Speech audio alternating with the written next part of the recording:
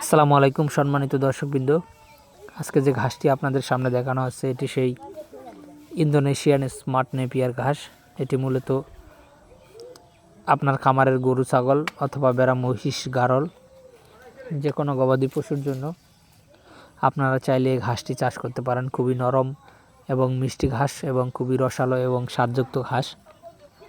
আর এই ঘাসটি একেবারে আগা থেকে গোড়া পর্যন্ত সম্পূর্ণ অংশটি আপনারা মেশিন ছাড়া খাওয়াতে পারবেন, কোনো প্রকার মেশিনের প্রয়োজন হয় না। আর এই ঘাসটি অন্যান্য ঘাসের থেকে অনেক বেশি পাতা হয়। আর দর্শক, আগে থেকে বলে রাখি, এই ঘাসটি সর্বোচ্চ 5 থেকে 6 ফিটের মতো লম্বা হয়, এর বেশি কিন্তু হয় না। তবে অন্যান্য ঘাস যেখানে 10 থেকে 12 ফিট বা 15 ফিট লম্বা হয়, সেখানে স্মার্ট নেপিয়ারটি মাত্র 5 থেকে 6 ফিট লম্বা হয়।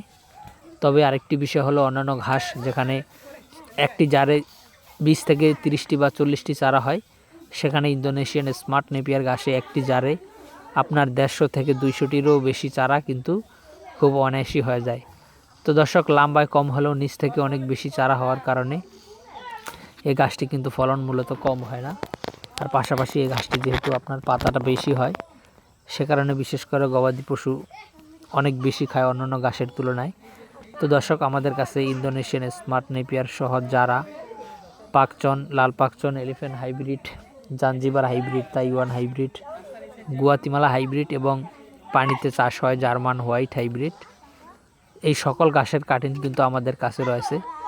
তো দর্শক, আপনার যে কোনো খামার ভিত্তিক পরামর্শের জন্য অথবা আপনার যে কোনো ঘাসের কাটিংয়ের জন্য আপনি আমাদের স্ক্রিনে দেওয়া নম্বরে আমাদের সাথে যোগাযোগ করতে পারেন। তাহলে আমরা চেষ্টা করব, যদি কাটিং চান তাহলে চেষ্টা করব সুস্থ সবল এবং পরিপক্ক ভালো মানের কাটিং দেওয়ার। আর যদি পরামর্শ চান তাহলে চেষ্টা করব সঠিক পরামর্শ দেওয়ার। তো দর্শক, আজকে আমাদের ভিডিওটি এখানে শেষ করব। যারা এতক্ষণ আমাদের ভিডিওটি দেখলেন তাদেরকে অসংখ্য ধন্যবাদ। এখানেই আমরা শেষ করছি।